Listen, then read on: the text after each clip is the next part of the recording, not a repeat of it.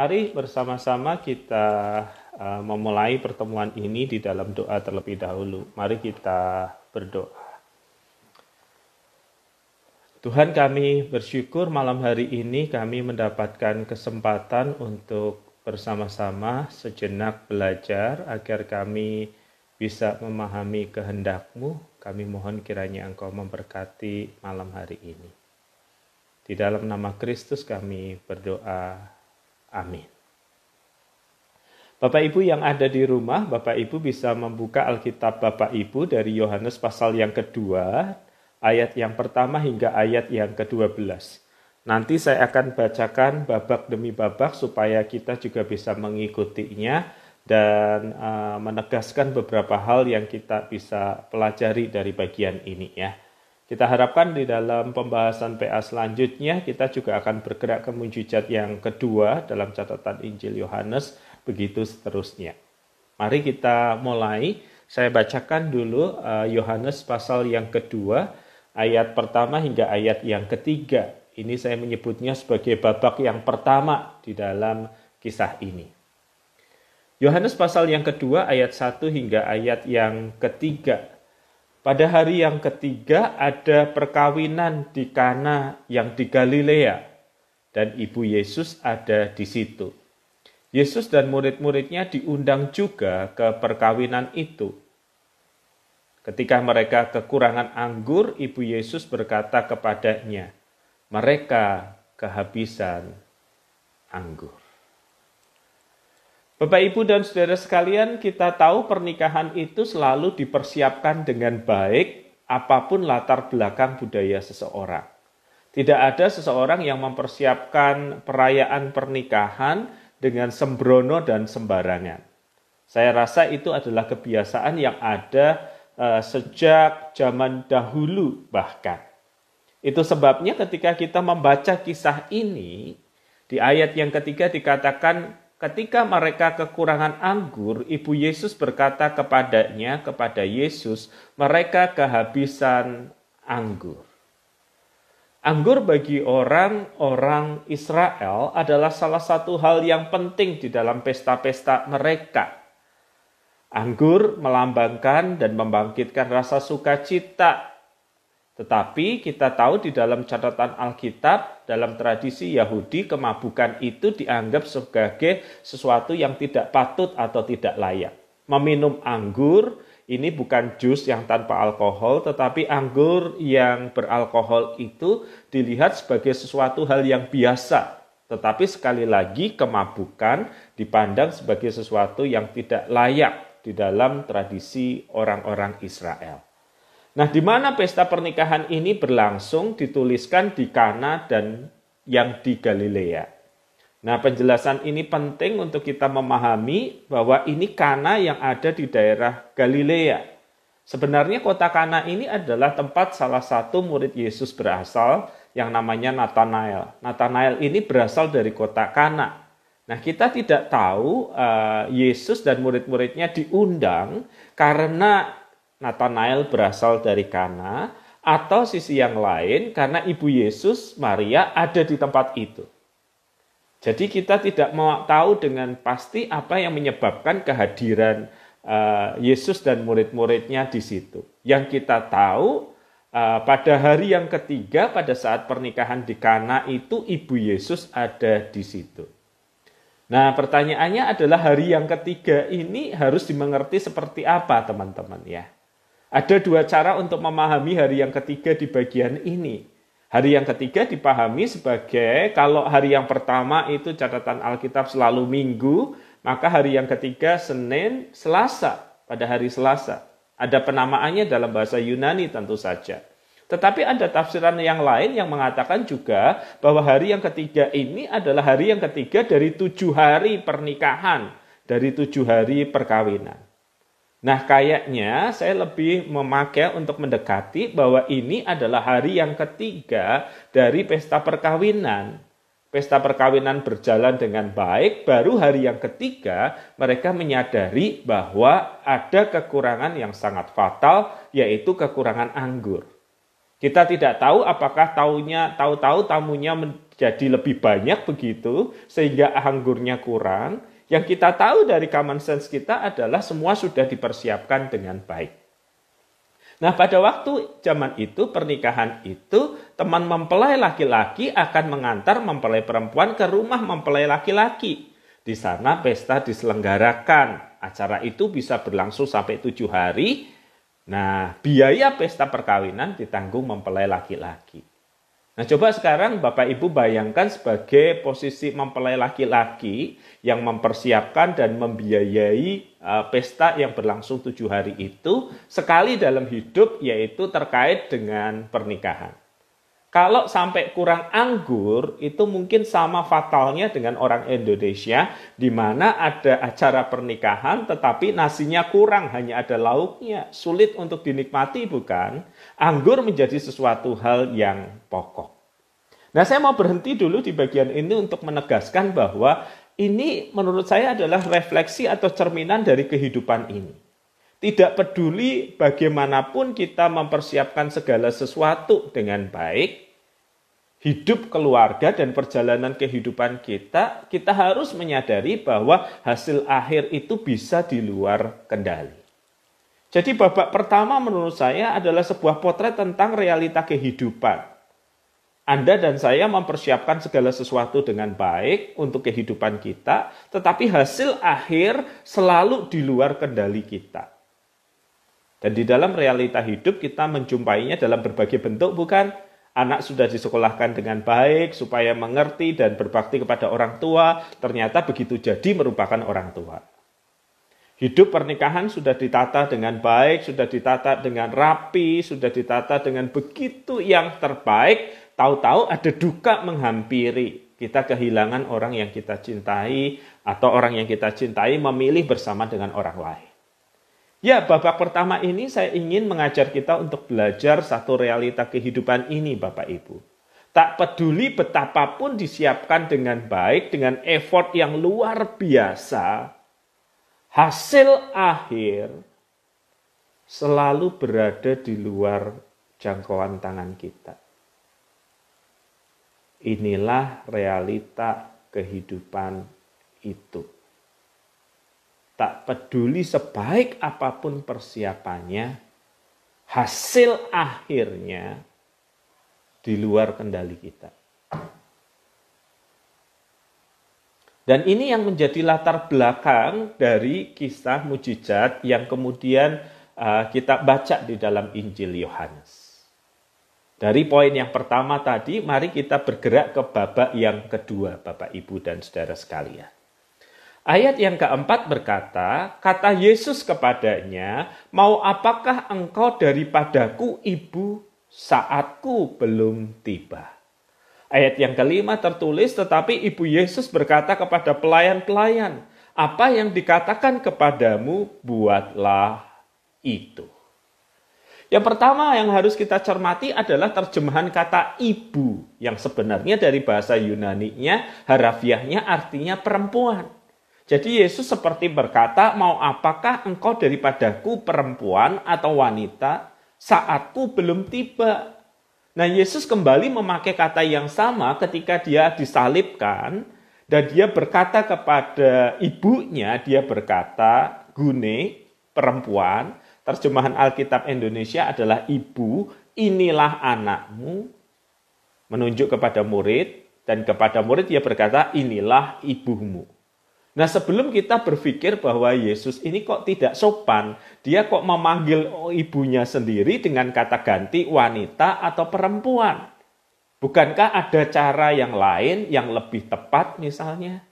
Tetapi kita mengerti bahwa Yohanes 2 itu mencatat Yesus yang ada di permulaan tugas pelayanannya. Dia datang untuk menyelamatkan dunia dari kuasa dosa, bukan? Dan yang terpapar oleh kuasa dosa itu juga termasuk ibunya, bukan? Jadi di dalam pelayanannya, Yesus menempatkan dirinya bukan hanya sebagai seorang anak dari keluarga Yusuf dan Maria, tetapi dia sadar dia datang untuk menggenapi kehendak Bapaknya. Dan di dalam relasi dengan Bapaknya itulah ia menerima apa yang menjadi tugasnya di dunia ini. Dalam relasi dengan Bapa di surga yang memerintahkannya untuk datang menyelamatkan umatnya, dia berkata kepada ibunya, saatku belum tiba. Jadi kita sudah mengerti Yesus menggunakan kata perempuan, terjemahan LAI ibu, bukan sebagai bentuk tidak hormat, tetapi ini penegasan sebuah corak relasi yang lain, bahwa dia datang untuk menyelamatkan yang berdosa, dan Maria termasuk di antaranya, bukan? Nah, dia berkata, mau apakah daripadaku ibu, saatku belum tiba. Kata yang diterjemahkan untuk saat adalah hora, yang artinya adalah jam. Jamku belum tiba, waktuku belum tiba. Nah, kata waktuku belum tiba ini, kalau di dalam catatan Injil Yohanes, memberi beberapa keterangan supaya kita bisa memahami apa artinya saatku belum tiba. Saat apa yang belum tiba? Karena di seluruh rangkaian Injil Yohanes, kata saatku belum tiba itu Yesus katakan untuk menunjukkan karyanya yang nanti akan meninggal dan dibangkitkan, menunjukkan karyanya yang ada di atas kayu salib itu. Itu terbukti ketika di dalam catatan Injil Yohanes pasal 12 ayat 23, dia mengatakan saatnya sudah datang bagi anak manusia untuk dipermuliakan. Jadi ketika Yesus berkata saatku belum tiba itu, dia mengatakan waktuku untuk menunjukkan diriku dan karyaku, siapa aku sebenarnya, belum tiba. Tetapi Alkitab memberi catatan yang menarik. Ibu Yesus berkata kepada pelayan-pelayan, apa yang dikatakan kepadamu, buatlah itu. Ibu Yesus itu menanti dengan sikap iman. Walaupun Yesus berkata, saatku untuk mempertunjukkan kemuliaanku, siapa aku, untuk apa aku datang ke dunia belum tiba. Tetapi Ibu Yesus menunjukkan sikap iman. Pokoknya apapun yang diperintahkan untuk dilakukan, lakukanlah. Bapak, Ibu, dan saudara sekalian, di babak yang kedua menurut saya menarik untuk memperhatikan. Bahwa yang pertama kita mengerti tidak peduli betapapun dengan baik hidup ini dipersiapkan, tetapi hasil akhir di luar dugaan kita, dan bisa yang di luar dugaan itu terjadi. Tetapi ketika yang terjadi di luar dugaan itu, ingatlah, di dalam saat seperti apapun, Tuhan itu ada dan Ia hadir. Barangkali sebagian dari kita perlu mendengar berita ini ya Bapak Ibu ya. Karena kita selalu mengandaikan kesulitan, problem, masalah sebagai tanda bahwa Tuhan itu meninggalkan. Tetapi kisah ini justru menunjukkan yang sebaliknya. Ketika hidup itu tidak seperti yang diharapkan, ketika hidup itu tidak seperti yang diinginkan, ketika persiapan itu begitu baik, tetapi hasil akhir selalu bisa di luar dugaan, kita menemukan Yesus dan murid-muridnya dan Maria ada di tengah situasi yang seperti itu, dan Alkitab mencatat bahwa Maria tidak berdiam diri, Ibu Yesus tidak berdiam diri, Yesus pun juga tidak berdiam diri. Jadi kalau saya boleh memenggalnya bagian demi bagian, maka hal yang kedua yang kita pelajari adalah problem, masalah, pergumulan, kesulitan seringkali bukan indikasi bahwa Tuhan tidak ada di tengah-tengah. Bisa jadi Tuhan ada di tengah-tengah dan nanti Dia akan melakukan sesuatu. Dan itu life lesson nomor 2 dari bagian ini. Jangan pernah berpikir masalah, problem, dan kesulitan adalah tanda Tuhan tidak hadir. Sebaliknya berpikirlah bahwa di tengah masalah, problem, dan segala pergumulan kehidupan, Kristus tetap ada di sana dan Dia tidak berdiam diri saja. Alkitab memberi catatan untuk babak kita yang ketiga, Bapak Ibu. Di situ ada 6 tampayan yang disediakan untuk pembasuhan menurut adat orang Yahudi. Masing-masing 2-3 buyung. Saya berhenti dulu di bagian ini untuk menjelaskannya.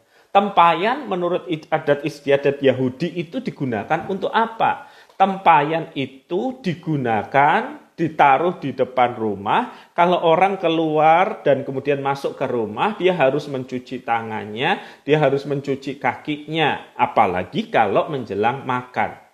Jadi itu adalah air yang disediakan untuk mencuci tangan, mencuci kaki, supaya ketika mereka makan, mereka sudah memenuhi sebagian tuntutan dari adat istiadat Yahudi, bahwa tangan mereka sudah bersih dengan mencuci tangan. Nah, tempayan ini dicatat masing-masing isinya 2-3 buyung. Ya, kata 2-3 buyung itu adalah takaran Yunani yang kurang lebih satu buyung itu isinya 39,5 liter. Jadi satu buyung itu taruhlah 40 liter. Bapak Ibu pernah mengisi bensin sampai 40 liter? Cukup besar kan?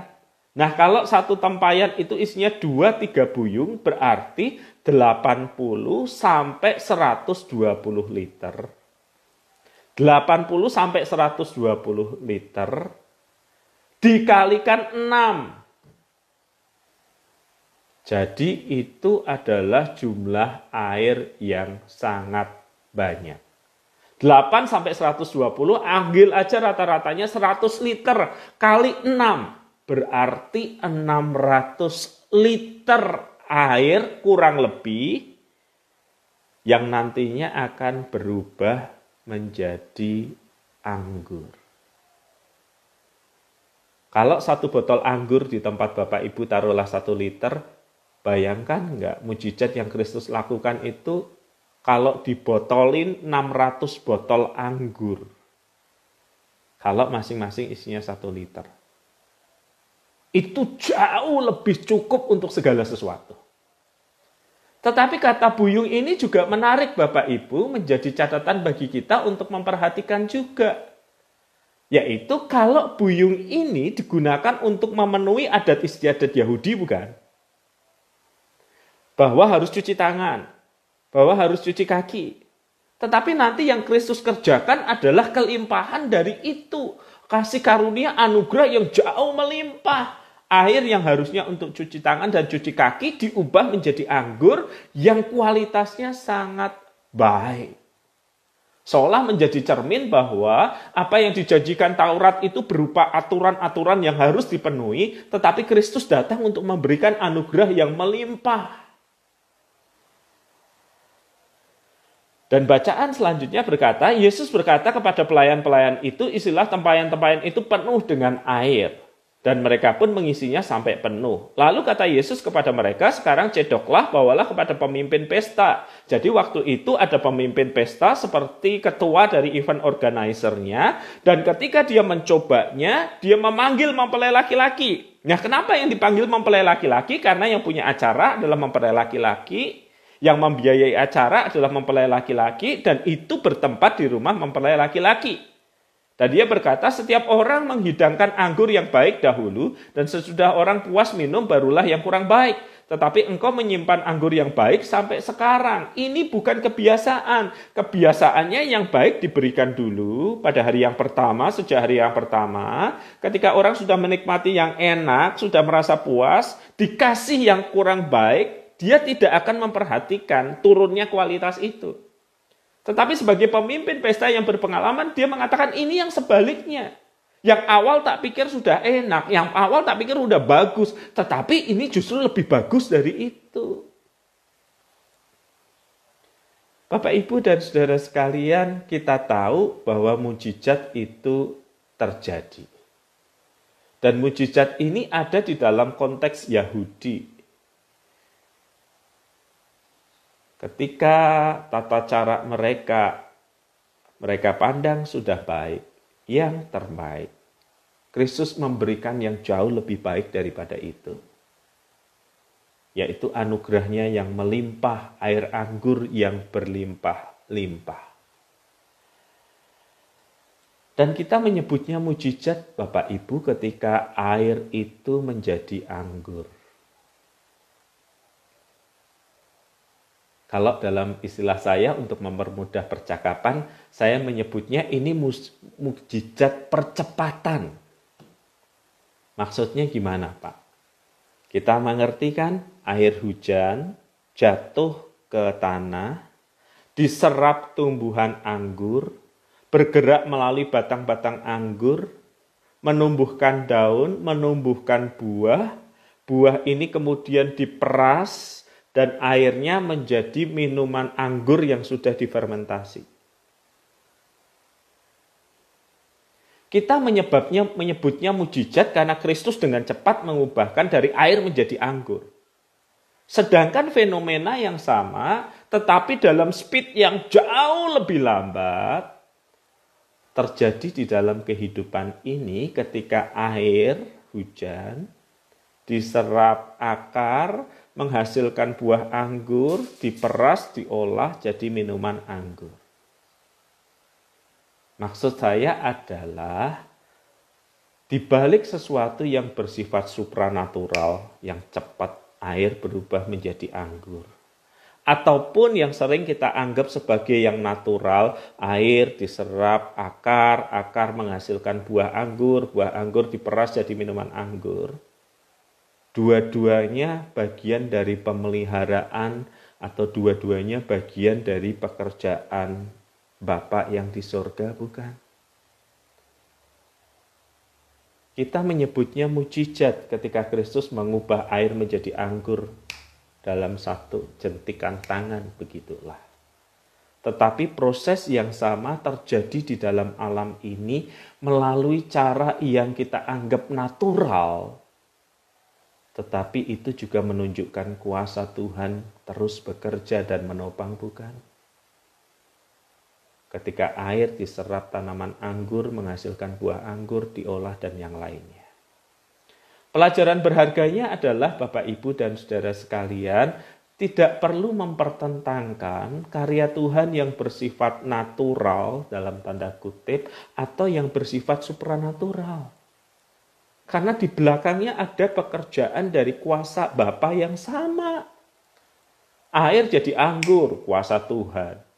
Tetapi kuasa sama bekerja lewat air hujan yang diserap oleh tanaman, buah anggur, menghasilkan minuman anggur.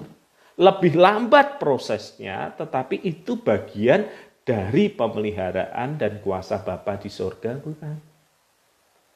Maka tidak pantaslah sikap mempertentangkan yang supranatural dengan yang dianggap yang natural. Seorang orang yang natural dianggap lebih rendah. Kalau sakit menolak pengobatan medis dan berkata, saya cuma tunggu mujizat, Pak. Maksudnya mujizat Tuhan yang bersifat cepat itu. Kalau itu tidak terjadi, dipandang Tuhan tidak bekerja. Padahal Tuhan juga bisa bekerja melalui sarana obat-obatan yang lain. Tuhan memakai akal budi, pikiran, rasio, mengolah hasil alam untuk mendatangkan pengobatan dan penyembuhan.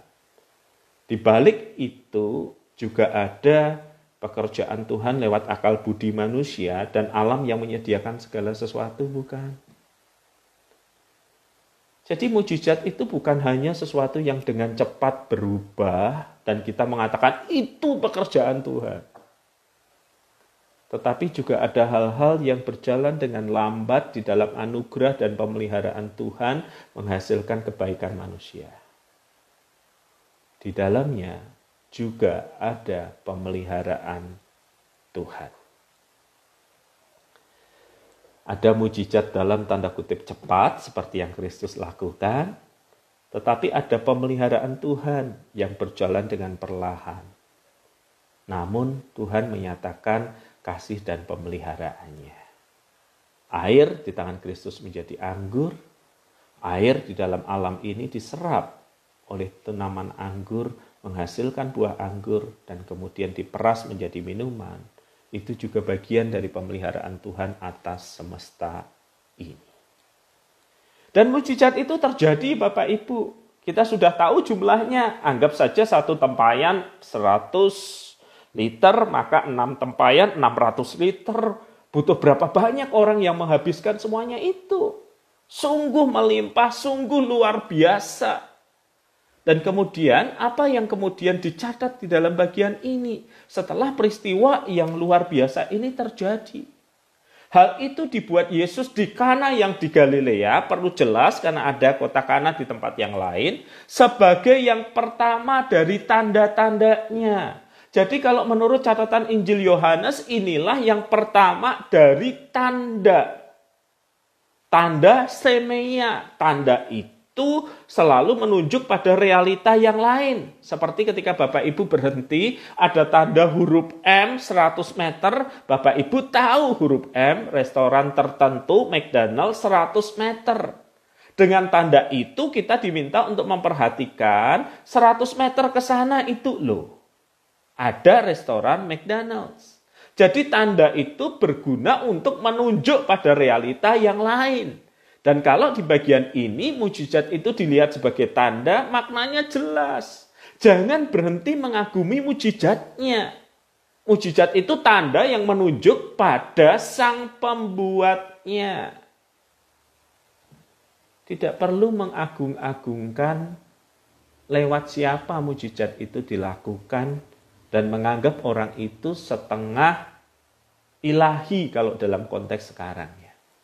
Mujizat adalah tanda yang menunjuk pada realitas yang lain, yaitu kehadiran Tuhan Yesus yang menyatakan kemuliaannya. Dan kemudian Alkitab mencatat murid-murid percaya kepadanya. Jadi mujizat tidak pernah berakhir pada dirinya sendiri.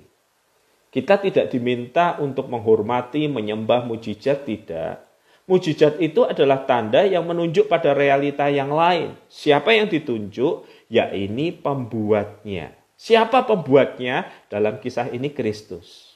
Untuk menunjukkan bahwa dia itu ilahi. Bahwa dia itu sang firman yang telah menjadi manusia. Nah sekarang pertanyaannya adalah di hadapan mujizat yang terjadi, Alkitab mencatat murid-muridnya percaya kepadanya. Bahwa dia adalah sang firman yang telah menjadi manusia, anak Allah, Mesias, Juru Selamat yang hidup. Jadi mujizat tidak pernah diberikan hanya untuk memuaskan keinginan kita. Kita bersyukur untuk mujizat itu, kita berterima kasih. Bukan, ini adalah pemberian yang seharusnya menjadi tanda bagi kita untuk mencari pemberinya. Nah seringkali orang berkata begini, Pak saya coba dikasih tanda mujizat satu aja saya percaya sama Tuhan. Gak usah banyak-banyak, doa saya dijawab satu aja. Saya pasti percaya kepada Tuhan kalau saya sudah lihat mujizat. Apakah dengan demikian sekali aja mujizat terjadi orang pasti percaya? Tidak Bapak Ibu. Orang Israel itu dalam cerita di padang gurun itu, mereka berulang kali melihat mujizat. Kaki mereka ada mana di situ. Mata mereka melihat ke atas ada tiang awan dan tiang api di situ. Itu mujizat, itu tanda penyertaan Tuhan. Itu harusnya mengingatkan mereka bahwa Tuhan itu ada di tengah mereka. Karena tanda-tandanya ada. Tetapi berulang kali dalam sejarah Israel, di tengah kesulitan yang terjadi, mereka bertanya, adakah Tuhan di tengah-tengah kita atau tidak? Ringkasnya, mujizat tidak selalu menghasilkan kepercayaan. Walaupun sudah diberi banyak tanda berupa mujizat, orang bisa memilih tidak percaya dan bertanya adakah Tuhan di tengah-tengah kita atau tidak. Sejarah hidup orang Israel membuktikan hal itu.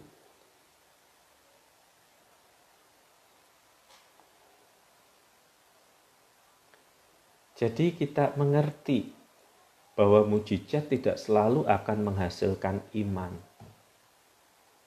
Melihat banyak mujizat dan hasilnya tidak percaya adalah cerminan orang-orang Israel pada waktu itu. Juga cerminan orang-orang Israel pada zaman Tuhan Yesus hidup. Tidak semua orang melihat terpesona lalu percaya Yesus adalah sang sabda yang menjadi manusia. Mesias Juru Selamat. Enggak. Tapi Alkitab mencatat murid-muridnya percaya kepadanya. Jadi ketika mujizat adalah sebuah tanda, maka kita tahu Bapak Ibu. Biasanya kita melihat tanda itu lama atau sebentar sih. 100 meter McDonald's gitu ya, ada tandanya. Apakah kita berhenti di bawah tanda itu lalu berkata, kita udah nyampe di McDonald's? Saya rasa enggak. Saya rasa kita melihat tanda itu sekilas dan kita menunjuk arah, kita melihat arah yang ditunjuk oleh tanda itu dan kita ke sana. Itu gunanya mujizat. Bukan untuk memuaskan keinginan dan kebutuhan kita, tetapi supaya Tuhan meninggalkan jejak yang terlihat bahwa aku ada, aku berkuasa, maukah engkau percaya? Jadi jangan heran kalau ada orang yang sudah lihat banyak mujizat, berakhir ketidakpercayaan. Dan jangan pernah meminta, show me a mujizat, maka saya akan percaya. Belum tentu kalau Bapak Ibu betul melihat mujizat, Bapak Ibu akan percaya. Seringkali yang terjadi adalah kita berkata, kebetulan saja ya pas kayak begini. Beberapa tahun yang lalu saya diminta mengunjungi seseorang Bapak Ibu yang ada dalam keadaan sakit. Sakitnya belum spesifik dipahami apa, tetapi dia di rumah sakit cukup lama. Terbaring, kadang bisa duduk, kadang terbaring lagi. Dan ketika kami berkenalan, dia mengucapkan janjinya. Pak WP, nanti kalau saya bisa sembuh, saya akan ke gereja, saya akan melayani Tuhan setiap minggu tanpa bolos. Kita berdoa saudara-saudara dan 1 bulan kemudian Tuhan menyatakan anugerahnya. Doa itu dijawab dengan gembira, dia menghubungi saya lalu berkata, saya sudah sembuh total Pak WP, saya sudah sembuh total.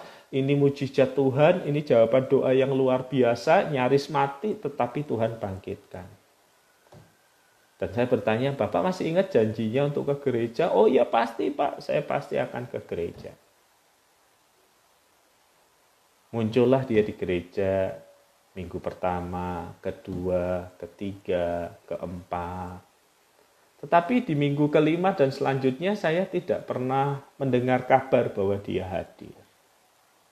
Jadi saya putuskan untuk menghubunginya. Katanya, Bapak akan hadir terus di gereja. Lalu dia berkata, iya Pak WP ternyata sibuk juga ya. Ada urusan pekerjaan, ada urusan anak, ada cucu yang datang dan yang lainnya. Sehingga saya jadi terbengkalai ke gereja. Susah ngatur waktunya. Lalu saya ingatkan kembali pada janjinya yang dulu. Loh dulu Bapak janji kalau sembuh, ada mujizat Tuhan, ada pertolongan Tuhan, Bapak akan ke gereja rajin. Ini cuma bertahan 4 kali. Bapak Ibu tahu jawabannya? Aduh Pak WP namanya juga orang kepepet, gak usah dianggap serius lah. Namanya juga orang mau sembuh, ya pasti apa saja dikatakan. Saya yakin Tuhan bekerja dalam hidupnya memberi dia tanda. Tanda yang menunjuk pada kehadirannya. Tetapi responsnya tidak selalu ketaatan, bukan?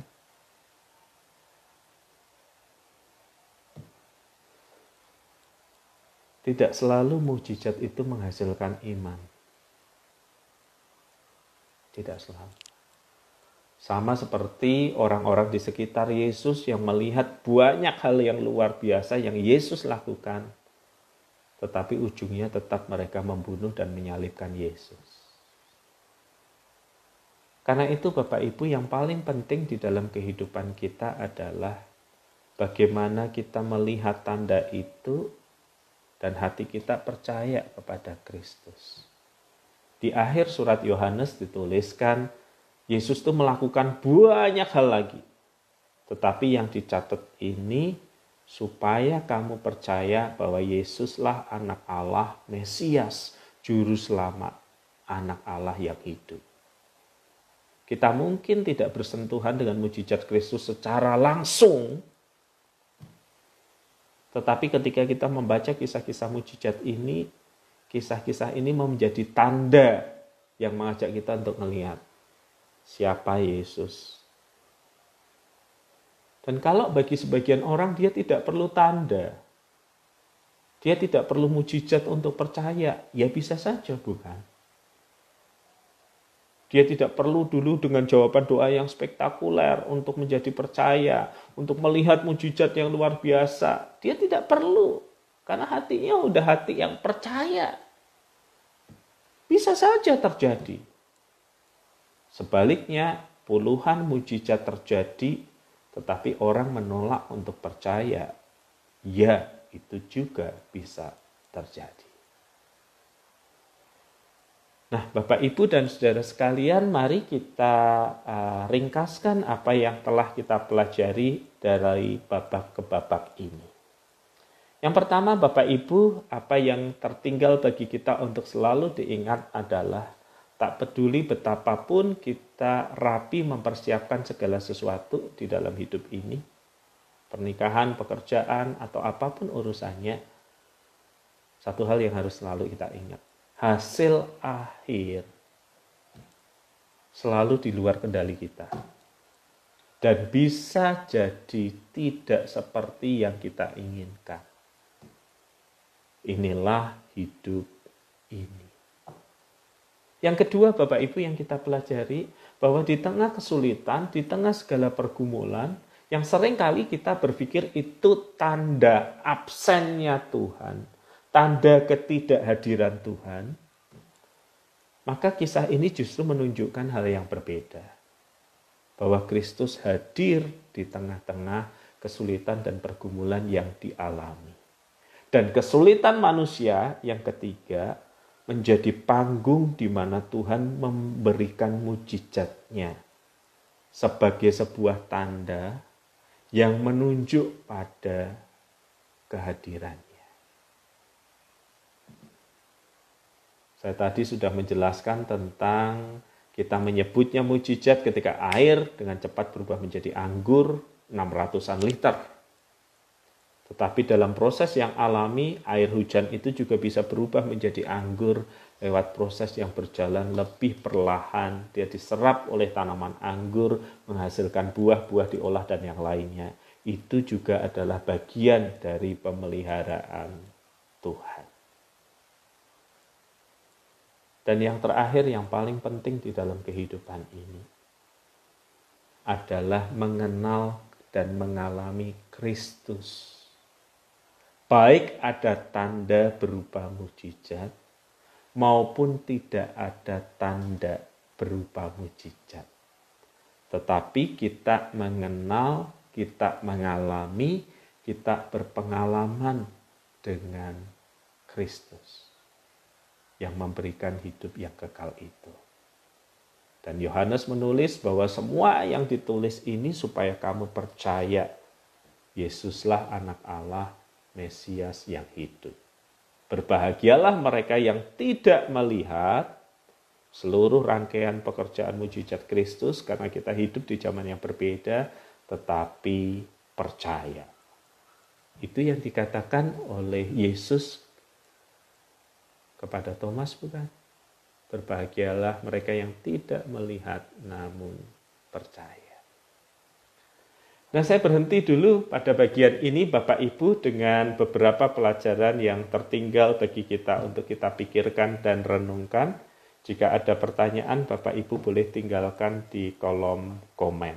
Ya, sembari saya wrap up lagi bagi mereka yang hadir supaya mengerti apa yang kita pelajari hari ini. Satu, betapapun kita sempurna mempersiapkan segala sesuatu semaksimal mungkin, hasil akhir selalu di luar kendali kita. Dua, kehadiran masalah, problem, dan pergumulan bukan menjadi tanda bahwa Tuhan absen di dalamnya. Tiga, bahkan di tengah kesulitan dan pergumulan itu akan menjadi panggung di mana Tuhan meninggalkan tanda yang menunjuk pada kehadirannya. Mujizat yang mengajar pada kehadirannya. Dan yang paling penting di dalam hidup ini adalah melalui peristiwa apapun, kita belajar untuk mengenal Tuhan. Ada satu hal yang tiba-tiba teringat Bapak Ibu. Lihat bagaimana Tuhan mengerjakan mujizatnya ya. Dia tidak mulai dengan sesuatu yang tidak ada kan. Dia mulai dengan sesuatu yang sesehari ada. Air dalam tempayan bagi orang Yahudi adalah tempat mencuci kaki dan tangan. Dan Tuhan memakai sesuatu yang bersifat sesehari itu dalam tanda kutip sebagai bahan dasar dari mujizatnya yang besar. Alias saya ingin mengatakan kalau Tuhan mau tolong, kalau Tuhan mau bekerja lewat mujizat, dia bisa memakai apa saja, termasuk sesuatu yang biasa sebagai sebuah tanda bahwa kuasanya telah bekerja di dalamnya. Tuhan memakai hal-hal yang sederhana untuk menjadi tanda dari kehadirannya. Kan mujizat adalah sebuah tanda dari kehadirannya. Silahkan kalau ada pertanyaan Bapak Ibu. Kadang-kadang di dalam hidup ini Tuhan itu memberi tanda dengan banyak hal ya Bapak Ibu ya. Yang menyatakan bahwa Tuhan itu hadir gitu ya. Yang menyatakan bahwa Tuhan itu ada, yang menyatakan bahwa Tuhan itu menyertai dan tidak meninggalkan gitu ya. Saya teringat kisah rekan saya yang waktu di sekolah, waktu di saat itu kan kami harus melayani anak-anak sekolah minggu. Ya. Itu dari uang saku kami sendiri biasanya, kami kadang pergi berombongan atau kadang kami bisa pergi sendiri-sendiri pakai uang saku kami naik angkot, naik Metro Mini, angkutan kota lah gitu ya. Nah teman saya ini dia cerita dia itu malu nggak punya uang, nggak bisa bayar, karena itu dia berkata kepada teman-temannya gini, nanti deh saya berangkat duluan, ada keperluan. Padahal ketika dia mengatakan dia berangkat duluan itu sebenarnya karena dia tidak punya uang. Jadi dia memutuskan jalan kaki. Jalan kaki menuju ke lokasi itu kurang lebih 50-1 jam jalan santai. Nah seandainya kami tahu dia nggak punya uang, tentu kami bisa membiayai dia dan nggak masalah. Tetapi kan kami tahu kisah ini setelah dia menceritakannya. Nah setelah selesai pelayanan, beberapa rekan memutuskan untuk, aku mau mampir ke sana, makan, aku mau mampir ke sini, beli barang kebutuhan sederhana hidup sehari-hari.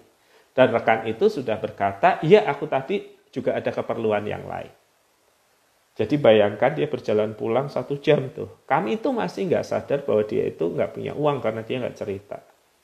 Dia cerita setelah peristiwa ini berlalu. Bapak Ibu ketika dia jalan itu, dia tidak mengharapkan apapun. Hanya di dalam doanya dia berkata, Tuhan lelah setelah pelayanan harus 1 jam jalan kaki, capek. Semoga ya Tuhan saya mengalami pertolongan-Mu yang menunjukkan bahwa Engkau berkenan atas pelayanan dan kehidupanku. Karena menyerahkan diri sebagai hamba Tuhan itu tidak mudah, saudara-saudara. Dan saudara-saudara tahu apa yang kemudian dia lakukan? Dia berjalan dan kakinya nunduk ke bawah, dan Anda tahu kan kira-kira berharap Tuhan memberi tanda dengan ada uang yang dia temukan, uang itu bisa jadi ongkos angkot untuk pulang. Tapi 10 menit berjalan menunjukkan kepalanya ke bawah, dia tidak menemukan itu. Tetapi ada hal yang lain yang dia temukan. Dan dia membagi ceritanya kemudian dengan air mata yang berurai. Dia berkata, setelah aku gak menemukan uang di bawah yang kececer itu, sebenarnya aku marah. Tuhan, berarti Engkau tidak berkenan atas hidup dan pelayananku. Dia istirahat sebentar di dekat sebuah pohon. Ada rasa kecewa, ada rasa marah. Kenapa Tuhan tidak menolongnya? Apakah Tuhan tidak berkenan atas hidup dan pelayanannya? Lalu dia cerita. Setelah dia memulai untuk jalan lagi, tiba-tiba satu mobil berhenti dan lalu berkata menyapanya, mau pulang ke kampus ya? Ternyata ini adalah salah satu murid sekolah minggu yang dilayani. Walaupun harinya bukan Minggu, biasanya Sabtu, sekolah Sabtu yang dilayani. Dan ketika dia menganggukkan kepala, maka mobil yang tadi penumpangnya keluar dan berkata, ayo kami antarin dulu. Dan mereka menempuh perjalanan dalam mobil itu, dan rekan itu berkata, sejak naik mobil itu, air matanya susah dibendung. Keluarga itu bertanya, ada apa? Dia mengatakan suatu kali saya akan ceritakan, tapi belum sekarang. Saudara, kita selalu mencari tanda. Apakah Tuhan hadir dalam hidup saya? Apakah Tuhan berkenan atas hidup saya? Kalau berkenan, kenapa masalah problem ini terjadi? Satu hal yang mesti saya ingatin. Kalaupun ada tanda, belum tentu hati kita percaya kok. Seperti orang Israel itu. Tetapi kalau tanpa tanda, tanpa mujizat, kita bisa percaya, bagi saya itu sebuah iman yang luar biasa. Sama seperti seorang anak, tidak malam hari dia memeriksa dapur, memeriksa meja makan, lalu ayahnya datang dan berkata, kenapa? Aku mencari tanda, Pak. Tanda apa? Tanda kira-kira kita besok makan atau enggak ya? Saya rasa tidak ada anak yang melakukan itu. Tanpa tanda pun seorang anak percaya pada orang tuanya bahwa besok dia akan makan. Bahwa besok dia akan menikmati sarapannya. Berbahagialah orang yang tidak melihat tanda-tanda apapun, tetapi dia percaya pada karakter, pada sifat dari Bapa yang di sorga. Semoga itu menolong Bapak Ibu. Sejauh ini belum ada pertanyaan yang masuk.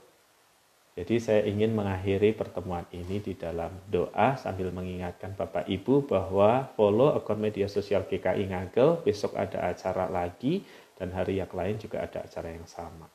Mari kita berdoa. Tuhan, di dalam hidup ini, khususnya ketika kami mengalami pergumulan kehidupan, kami mencari tanda. Kami mengharap mujizat. Dan kami selalu berpikir kalau ada tanda, ada mujizat, maka hati kami dengan mudah akan percaya. Namun ketika kami membaca Alkitab kami tahu orang Israel yang melihat begitu banyak mujizat, yang kaki mereka menjejak pada mujizat berupa mana, yang tangan mereka menunjuk pada mujizat berupa tiang awan dan tiang api pun bisa ternyata bertanya adakah Tuhan di tengah-tengah kita atau tidak. Dari PA ini kami memahami Tuhan, mujizat adalah tanda yang menunjuk pada kehadiran. Sebagian orang mungkin membutuhkan tanda ini, tetapi berbahagialah mereka yang tidak melihat namun percaya pada karakter kasih kuasa dari Bapa di sorga. Dan kami ingin berdoa bagi orang-orang yang telah mempersiapkan hidup mereka dengan baik, tetapi hal yang di luar dugaan terjadi seperti pandemi ini, dan hasilnya hidup kami di luar dugaan. Demikianlah juga yang kami pelajari dari kisah pernikahan di Kana ini. Betapapun kami mempersiapkan segala sesuatu, hasil akhir selalu di luar kendali kami. Namun hasil akhir yang berantakan bukan menjadi tanda bahwa engkau tidak ada di sana. Justru di dalam situasi hidup yang tidak baik, yang kurang baik, Tuhan ada di sana. Dan situasi hidup yang kurang baik itu menjadi tempat di mana Tuhan mengerjakan mujizat-Nya. Memberi tanda bahwa Kristus ada dan memelihara.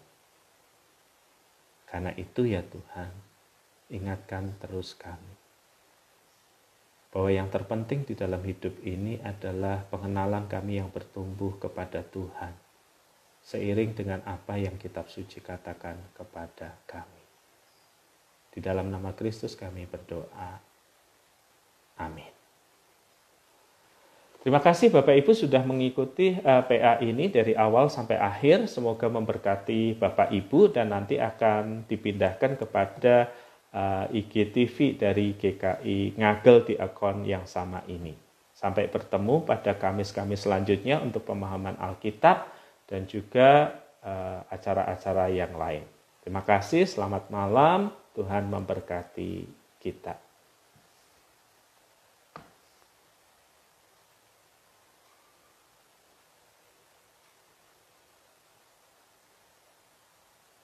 Oh, sebentar ya.